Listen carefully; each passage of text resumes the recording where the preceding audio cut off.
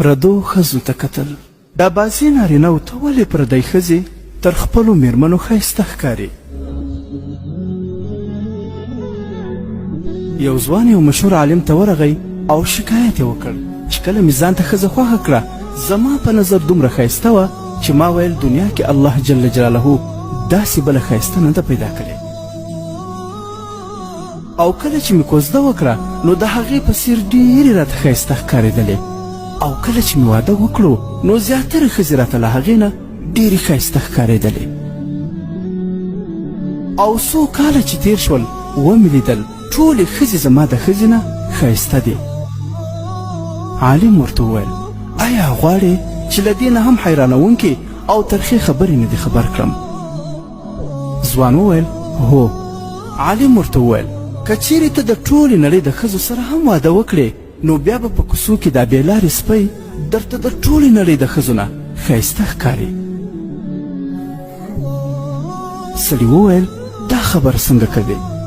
عالم ورته وویل ځکه چې ستونزه ستا په ښځه کې نه ده، ستونزه دا ده چې کله انسان ته نه مړېدونکی زړه او وږې سترګې ورکول شوي دي او دې سره دی د الله جل جلاله نه هم حیا ونه کړي نو دا ممکنه نه ده چې د ده سترګې مړې شي مګر د ده د قبر په خاورو. ای ځوانه ستا ستونزه دا ده چې ته هغه څه نه چې الله جل جلاله حرام کړي یعنې پردو ښځو ته کتل له هغه سترګې نه اړوې.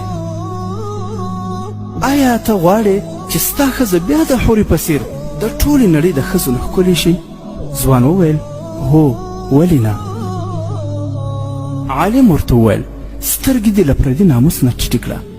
الله جل جلاله فرمایلی دي ای پیغمبره مؤمنانو ته ووایه چې خپلې سترګې ټیټې کړي او خپلې شرمګاوې د زنا نه وساتي.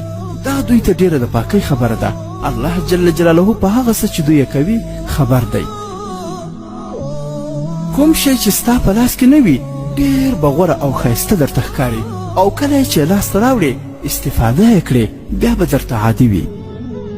هغه څه چې الله جل جلاله در نصیب کړي پرې راضي اوسېږه او حریص کېږه مه، ځکه چې بیا به تل په ښکلو او د دنیا په سازو سامان پسې ستړی ستومانه تپېږې تر څو چې قبر کې دې کېږدي.